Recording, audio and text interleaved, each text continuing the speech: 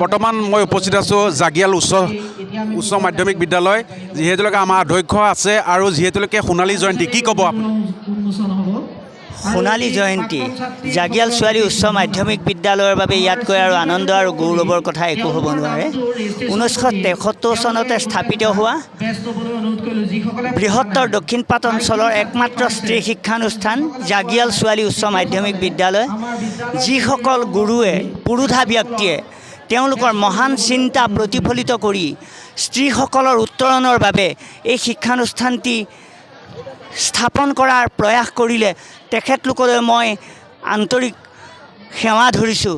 লগতে বিদ্যালয়খনে তেওঁলোকৰ যি সপোন, সেই সপোন পূৰ কৰিবলৈ গৈ আজি আহি এনে অৱস্থা পাইছেহি যে আমাৰ বিদ্যালয়ৰ গৰিমা যথেষ্ট বাঢ়িছে। আমাৰ বিদ্যালয়ৰ স্ত্ৰীসকল, বিশেষকৈ ছাত্ৰীসকল শৈক্ষিক দিশত যথেষ্ট উন্নতি হৈছে আৰু 50 বছৰ গৰকিলে আমাৰ বিদ্যালয়ে একেৰাহে গুণোৎসৱত 3বাৰকৈ A+ গ্ৰেড পাইছে। ষ্টেণ্ড কৰা নাই যদিও ডিষ্টিংশ্যন, ফাৰ্ষ্ট ডিভিজন আৰু অন্যান্য দিশত লেটাৰ লৈ দুপে উন্নতি কৰি গৈ আছে।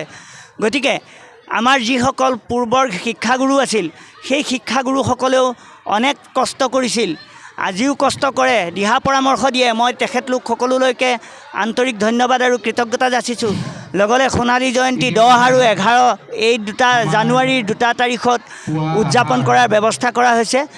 গতিকে উক্ত কাৰ্যসূচীসমূহ যাতে সুকলমে সুন্দৰভাৱে সমাপ্ত হয়, তাৰ বাবে ভগৱন্ত প্ৰভুৰ ওচৰত প্ৰাৰ্থনা জনোৱাৰ লগতে অঞ্চলৰ সমূহ ৰাইজৰ সহযোগিতা, উপস্থিতি, দিহা পৰামৰ্শ কামনা কৰিছোঁ।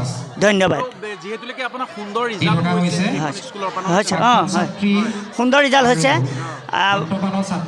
মূলতঃ আমাৰ বিদ্যালয়ৰ ছাত্ৰী এতিয়া বাংগালোৰত ইঞ্জিনিয়াৰ কৰি আছে, শিক্ষয়িত্ৰী কৰিছে, তাৰপিছতে পৌৰপতি হৈছে। এনেধৰণৰ বিভিন্ন দিশত আগুৱাই গৈছে আৰু এয়া আমাৰ বিদ্যালয়খনৰ বাবে এইখিনিতে স্মৰণযোগ্য। আমাৰ অতীতৰ প্ৰাক্তন প্ৰধান শিক্ষকসকল ঘাইকৈ খৰ্গ লস্কৰদেৱ, ৰুবি বৰা বাইদেউ, তাৰপিছতে কানু হাজৰিকা বাইদেউ, তেখেতসকলৰ যি ত্যাগ, দিলীপ হাজৰিকা ছাৰ, তেখেতলোকৰ ত্যাগ আমি কোনোদিনেই পাহৰিব নোৱাৰোঁ। তেখেতলোকে গঢ়ি থৈ যোৱা ভেটিটোকে আমি কেৱল সাৰ পানী যোগান দিয়াৰ ব্যৱস্থা কৰিছোঁ আৰু সেই সাৰ পানী যোগান পোৱা শিক্ষাৰ্থীসকলে উৎফুল্লিত আৰু সুন্দৰভাৱে উজ্জীৱিত হৈ আগুৱাই গৈ আছে। আচ্ছা, আমাৰ আজি নাই মতা, আজি বিচিত্ৰানুষ্ঠান হ'ব। 11 জানুৱাৰী তাৰিখে মুকলি সভা হ'ব।